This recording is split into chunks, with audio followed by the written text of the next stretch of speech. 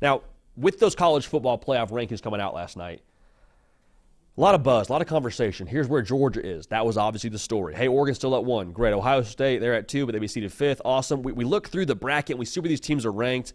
That's awesome. There's a lot of buzz around, Ole Miss and how they're moving and shaking in Alabama, and I get it. But, I think lost in the shuffle is the reality that I think Texas can win a national championship. I think their floor is to be a semifinalist team in this year's college football playoff. More on that in a second. Make sure to dial in here. A lot of y'all are watching live. We appreciate you for that. If you're watching live, there's a subscribe button under the picture. Go ahead and click that for us. But if you're watching in a YouTube one-off video, we're not live on the air right now, encourage you also to subscribe. If you're listening on podcast, make sure you're dialed in and subscribe to the feed. So bottom line here, if you're subscribed, the best way to stay up with all things going on the show, and this show is all things college football all year long. So we appreciate you being locked in. Now, why do we feel so strongly about Texas? Because Texas, you're like, hey, they lost to Georgia. They didn't look all that great. Their best win is, you could argue it's Michigan on the road, but Michigan, they kind of fell off the wagon a little bit, right? You look at the game against Vanderbilt, at Vanderbilt, and you're like, okay, you won the game. Was it as impressive as a national title semifinalist would look? I don't know. Here's the thing I'll say. In the college football playoff, when you get into that 12-team bracket, it's about matchups and who you draw. As of right now, Texas, if these current matchups were to hold, they would draw the winner in round 2 of Indiana or Alabama. Also keep in mind, if Texas does in fact win the SEC, all they got to do is win a game in the playoff to be a semifinalist. All right, so this is not a stretch by any reasonable imagination. So you would draw Indiana or Alabama in round 2. Y'all, for Alabama, one, I'll say I don't think this Alabama defense is nearly as good as last year's Alabama defense that you took to school in Tuscaloosa. So that's one part of this. The other part of this is I think Alabama's secondary matches up with the strength of what Texas is in their receiving corps. That is the worst part about Alabama's football team. Forget their defense. That secondary is what keeps you up at night if you're Kalen DeBoer.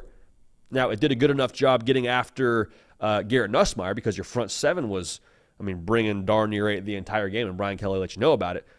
But I don't like the matchup there for Alabama against Texas as we sit here right now in the month of November. Indiana, good team. Very good team. We're going to see what they are when they play better competition. But, for me, I'll take the more experienced team all day, every day. And that more experienced team is Texas. If this chalk were to hold, Quinn Ewers and Jalen Milroe are the only players that have college football playoff experience at the quarterback position. That means something. Because think about it this way. I think in the 12-team bracket, we've said this a couple times. We said this during the offseason. I think what wins in new college football playoff format is the same thing that wins in NFL playoff format. Love it or hate it, I think that's the truth. Now, what wins in the NFL? Quarterback play, right? That's probably the first thing you look at. There's a reason why the Chiefs are looking for their 3rd Super Bowl in 3 years. Got a good quarterback. What else? Experience. We mentioned that for Texas. They are top 25 in returning production from a year ago. Even the new pieces for them have gelled quite nicely. Shout out Isaiah Bond, Silas Bolden, Matthew Golden, skill players, all looking how you would hope they would look in the preseason. Also, look at who you have at the head coaching spot, man. Steve Sarkisian.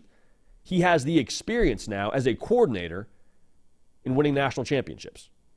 I think him being on Nick Saban's staff should mean something in this situation. Also, the fact that he got this team to the college football playoff last year in the 4-team format, that should mean something. So you check the box with experience, check the box with head coach, already spoke to quarterback. Look at the defense, man. The trenches also still wins in college football. Make no mistake about it. Everyone's dinged up. Everyone's hurt. It's November. Think about where you're at with your team in December. Think about having to play a game in that first round, whether it was at home or whether you were on the road, and you got to roll over the next week and go play Texas. And that front, that team that's allowing, they're number 1 in America, I believe, with 3.4 yards allowed to play. They're allowing 12 points a game on defense. That's not just that Texas defense pairs nicely with the offense. This Texas defense is good enough, I think, to carry them in different spots throughout this college football playoff format, throughout this 12-team bracket. And if they were to make a run, that's what it would, I think, require. Because that's the other thing for Texas. I love how multidimensional they are. They can win a shootout against Ole Miss if they end up drawing that team. They can win a rock fight against Penn State. They can run the football. They're running the ball at 5 yards a clip. They've got great balance. There is no style of play here when you look at Texas that I would say, nope, they won't hold a candle there. I don't see it. Now, everybody can have their own bad day, and that's what we saw Texas have against Georgia, but I don't see a spot here where the experienced offensive line that has pretty much all their starters back from last year's team would be in trouble. I don't see a situation where this defense is just massively outmatched. I don't see that. So here's the biggest objection we'll hear to this opinion.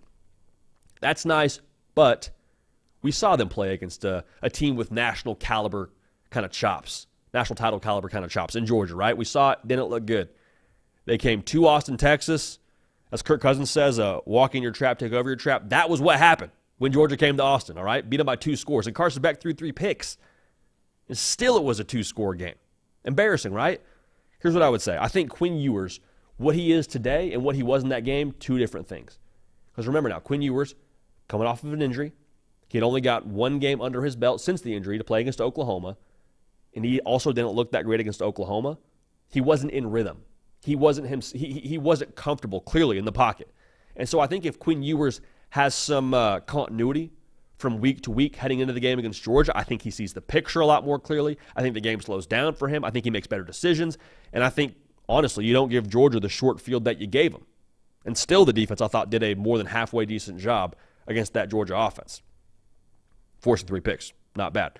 The second thing I would say here, if the Georgia game is really where you want to hang your hat on, if you're just staunchly against the idea that Texas could be a semifinalist team in this year's college football playoff, it's okay to get punched in the face, right? That's just a good rule in life in general, but especially in college football. In the 12-team format, it's okay to get your stuff rocked in September and October. Now, you don't want to make a habit of it, but I think getting a little bit of a come back down to earth situation and moment, I think it benefits you in this new college football world, because what I think Texas will do from that Georgia game and what they've done to this point since that Georgia game is say, okay, that was humbling, that sucked, but hey, we got to be better. I guarantee you that locker room, they didn't lick their wounds and say, woe is me. They said, okay, that's what we have to go and become. We have to meet that level of aggression, physicality, intensity. We have to find a way to get there, and we're not there right now. And so for them to be able to have a moment where they fail miserably and still to have everything in front of them, I think it's only going to benefit them and serve them well, and again, create more sense of urgency down the stretch here. So Texas, I think they're complete. I love the experience. I love the way that they have a head coach who's experienced at the highest level. Love their quarterback play. I'm just telling you now, everyone's talking about Oregon and Ohio State, and deservedly so, but Texas, I'm telling you, they will be there at the end of this thing. At the very least, they will be a college football playoff semifinalist. Go ahead and lock that one in. The Hard Count brought to you by our friends over at Prize Picks. Prize Picks Daily Fantasy, made easy to use, easy to withdraw what you win. Again, when you use code HARDCOUNT now, just for playing $5 in lineups, you get $50 in promo funds. So that's $50 at no expense to your own real bank account you can use to go buy some Christmas presents early for your family and friends. And who doesn't love that? All right, so prizepicks.com. Appreciate y'all using that code and appreciate them for bringing you the Hard Count today.